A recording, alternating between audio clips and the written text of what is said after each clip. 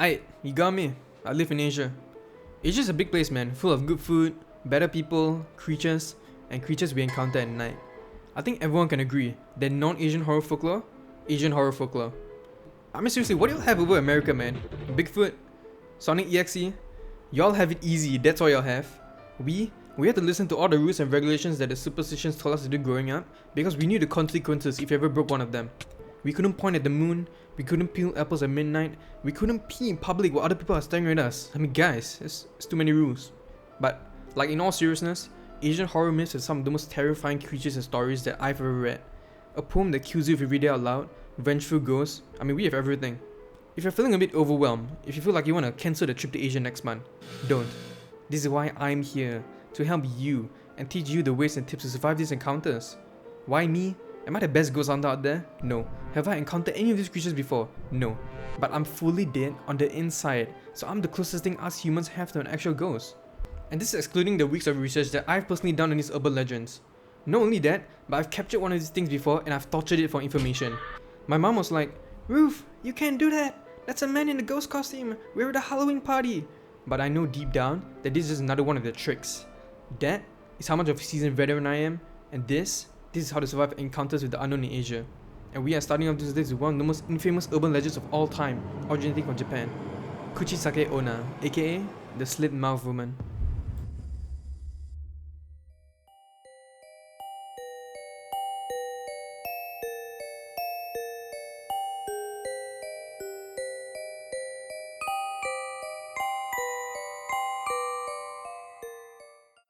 During the Japanese Edo period, there was once a samurai, and he was married to one of the most beautiful women in his town.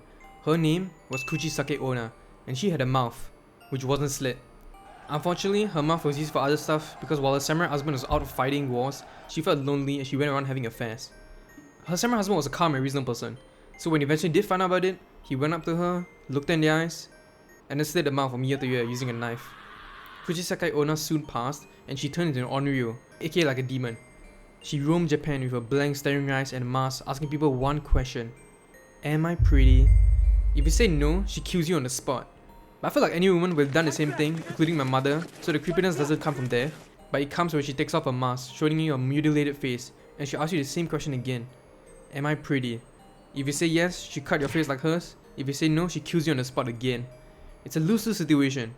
So if you die in every outcome, how do we beat this thing? Well, I was doing a bit of research and I found out that in the 1970s, there was a panic attack that happened in Japan because people kept encountering Kuchisake-Onna. So, during this, the schoolboys in the area reported that if you say or do something ambiguous, it will confuse you for long enough for you to make an escape. I can't believe I'm saying this, but you can literally use Gen Z slang to save your life. If she asks you the question, "Am I pretty?"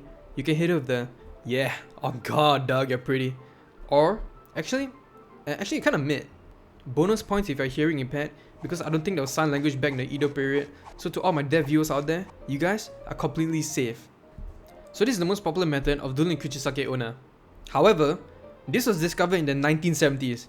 I'm just gonna assume that this method is patched, because I feel like after the 70th time of people gibbering nonsense and running away, she would have probably figured it out by now. But don't worry, I've created a new method.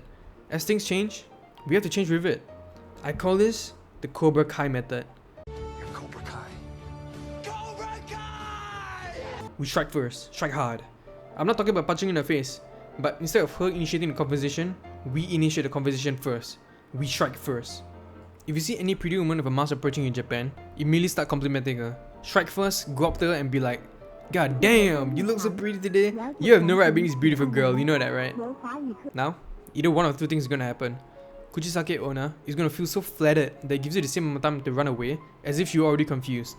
Or, the second and more probable option, that wasn't Kuchisake-Onna that you were saying all this stuff to, that was just a random Japanese citizen, and now she's on her way to file a restraining order on you. But either way, you would have survived the encounter with the slit mouth woman. Hooray! Good luck trying to survive the next guy though. Or should I say, next road.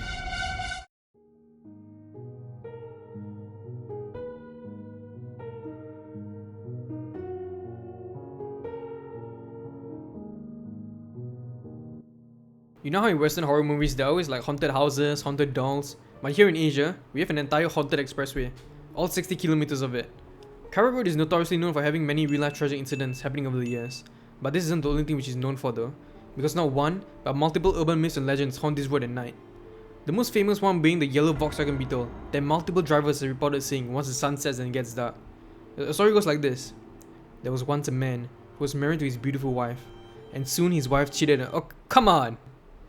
Okay, I don't know if there's a club or something back then for like cheating wives, cause this is like the second story in a row where a wife has cheated on her husband and he created like an immoral evil deed.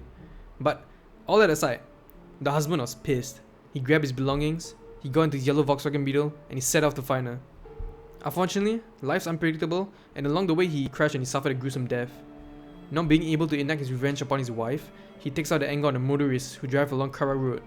When it's midnight, pitch black, people have reported seeing a yellow Volkswagen Beetle overtaking them and then immediately slowing down. This provokes the drivers to overtake it, but when they do, there is nobody driving the vehicle. And worst of all, as they drive up ahead, the same yellow Volkswagen Beetle is right in front of them. This usually happens at bends or turns, so it makes road accidents and crashes inevitable. It's almost as if like he's trying to replicate what his wife did to him all those years ago. Make people mad and push them into making a stupid decision. Mankind's biggest fear is the fear of the unknown. So as brave as I think I am, right? I think if I saw this at night, I would crap my pants. It's terrifying. Until it isn't. Let me get this straight. You telling me he's a vengeful spirit, hellbent on getting what he wants, but he isn't possessing anybody, he isn't jump scaring anybody, he just spends his days rage baiting motorists. Low key, I kinda respect it. Like this would be me if I ever became like a vengeful spirit hellbent on revenge. I wouldn't kill people, I just rage bait. If somebody I don't like opens the door, boom, closes it. He opens it again, boom, closes it. He's pissed, he opens it again with full force. He finally leaves. He forgets to take his wallet, boom, closes it. This urban myth isn't dangerous, he's feeling a bit devious. Yeah, he might overtake you, he might flip you off here and there, but at the end of the day, if you don't take the bait, he'll just go away. There are many motorists that reported that if you simply do nothing, he'll just drive in the distance and disappear. It's as simple as that. There's another urban myth of a boy with like no eyes forever walking the road to find his mother. He'll come up to you and ask you for help. But once again, the solution is simple, and it's the same philosophy that I would personally use if my future son comes up to me and asks me for money. Ignore it. If you just act like they ain't there, none of these beings will harm you. Okay, well, everything except one won't harm you. Because you see, there's something else that lurks in this road, and unlike the others before it, this creature will not go away if you ignore it. Because all in all, this thing is out of blood. It has been called many names, like the Pontianak, but most people know it as.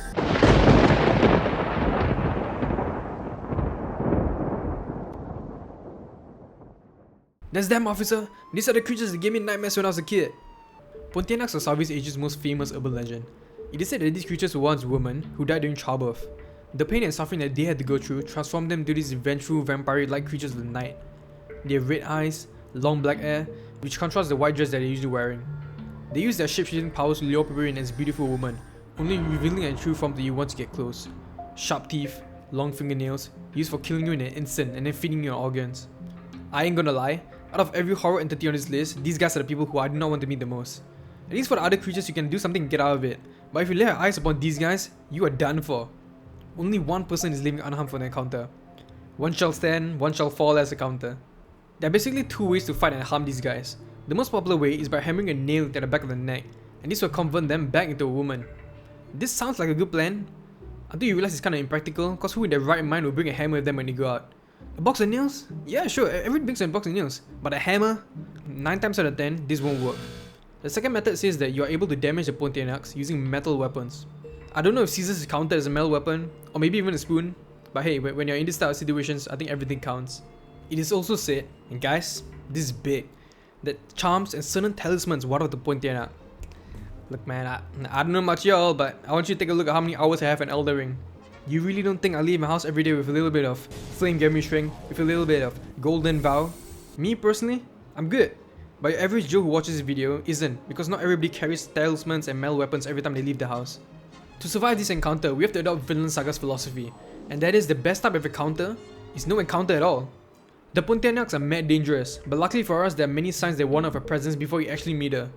Before you meet her, you'll hear the crying sounds of an infant, her laughter, and sometimes even dogs barking.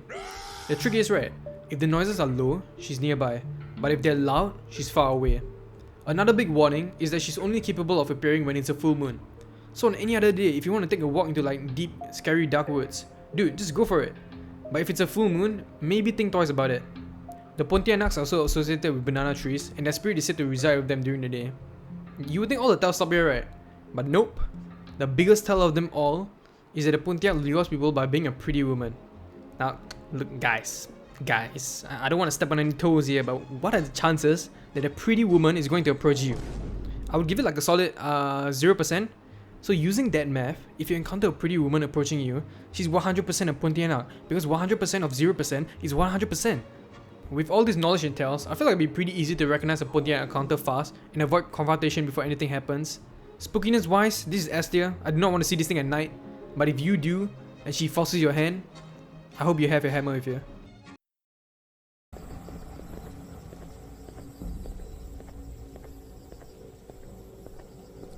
Hey, Vsauce, Michael here. Long ago in Japan, there was a girl named Kashima Reiko. She was a smart girl, had a bright future ahead of her. As bright as the headlights of a train, some people might say. Unfortunately for her, she wasn't doing too well in school, and by that I mean she was a victim of bullying. One day this bullying crossed the line when the bullies pushed her into an oncoming train, slicing her into half, killing her on the spot. This act of cruelty transformed her into a vengeful spirit that she is today. She no longer has a lower body, she travels using her hands, dragging her torso, which makes a Teke sound, hence the name. This is like exactly the type of situation which I have to be in to convince the people that I have a good reason to skip leg day. But all this aside, it is said that if she spots you, she would chase you down and slice you up the same way that represents her disfigurement. Now the thing is like, I did some further research and I found out that this Kashima Reiko story is from a long time ago. And back then she wasn't really chasing people, but she would haunt bathroom stalls. Like Kuchisake-Onna, she will ask you one question. Where are my legs? If you don't give an answer that she's pleased with, she will cut you in half. And basically every answer you can think of will end up in her killing you. The only way to survive is to tell her the honest answer, where her legs actually are, the Meishin Expressway. Her other less hopeful iterations where she chases you down once she spots you, the only way to survive right is by running away, but it's basically impossible because of how fast she actually is. But who said that the only thing we could do was run? You catch my drift? Just take a car and drive the heck away! Yeah, sure she's fast for a person with no legs, I guess, but is she faster than a Daihatsu Tanso? I don't think so. What you gonna do? Get into another car to chase you down?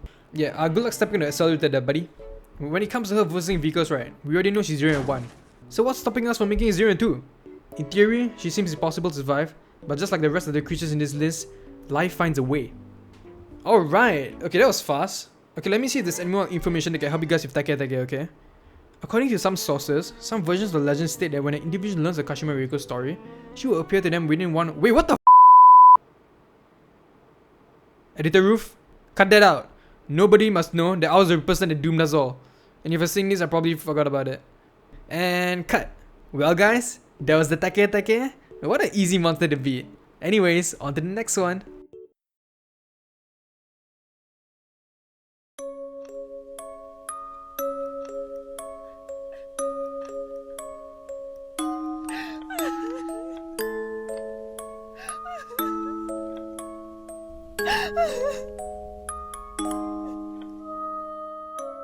This is one of the most well-known and disturbing stories of Vietnam. This story is about a successful Chinese businessman named Uncle Hua and his family which he loved dearly. There was 3 sons which helped from time to time, but more importantly, he had a daughter named Hua Lan. Now Lan was renowned for beauty. I mean, people knew her because of her looks, that's how pretty she was. But unfortunately, people will know and remember her for a different reason now. You see, as pretty as Lan was, she had a problem. A condition. She was suffering from leprosy. This is what leprosy does to your body. It's like a long-term infection caused by bacteria. But back then though, people didn't know that. Uncle Hua didn't know that. So he used all his brainpower to come to the conclusion that this is a curse. He felt ashamed. He didn't want people to know that Lan was his daughter. So he locked his only daughter up in one of the mansion rooms and held a fake funeral to explain her disappearance. He ordered everybody not to enter a room, and the only people that could, the maids who served the food, weren't even able to look at her. Everybody was treating her like she was the cheese touch, shunned away from society, being forced to live out the rest of her days in this makeshift cell. And live out the rest of the day she did. She died in that room soon after. One day, one of the maids was going to serve her food like the usual, so she went up the stairs, but as she opened the door, she saw the shock of her life as she saw Lan's disfigured ghost just standing there with her half-eaten food. You know, I always tell people that horror stories are kind of like twisted up versions of fairy tale, because there's usually like a lesson to be learned from them. The Teke, don't bully people. The Karak Highway, drive carefully. The slit mouth lady, don't piss off women. These tales were made, yes, to scare the crap out of us, but also to like push us in making better decisions. The legend of Hua Lan is different because I don't think there's anything we can learn from this case. This is just a 16-year-old being dealt a bad hand of cards in life and dying a lonely, sad death. It's even more tragic once you realize that this is actually based off like a true story and this event actually happened in real life. Isn't it ironic that the most scariest tale on this list isn't a blood-sucking vampire or a demon, but just a father showing the worst sides of human nature to his very own daughter? Because I feel like this can happen to anybody. To my knowledge and research, the ghost of Lan doesn't even attack people. You just hear her cries and maybe even catch a glimpse of her, as if the only thing she wants in this entire world is to be seen and heard. So yeah, if you want to survive this encounter, guys, it's a piece of cake. In fact, I think it would take skill for you to somehow die to her. Maybe when talking about Lan, instead of learning how to survive, well, all of us should learn how to live. And by that I mean, Lan had the worst cards imaginable being dealt to her. Me, you, everybody who's watching this video, our cards may not be the best out there, but we can make something out of it. Lan straight up couldn't, but we can. So I guess at the end of the day, this horrible story did have like a lesson to be learned. Make the most of what you have, people, and live your life. Alright, that's about it. Don't you dare leave before I shout out my sponsor. Okay, huge shout out to nobody, because there was nobody who sponsored me. But if I were to be sponsored, I would want it to be root beer. So huge shout out to root beer, man. Thank you guys so much. Before you guys go, right, I'm gonna tell you guys like my personal scary story, which I've known since young, okay? So it goes something like this. If you press the subscribe button, and then you say the channel's name in front of a mirror 3 times, the lights will go out, your windows will shut close, and then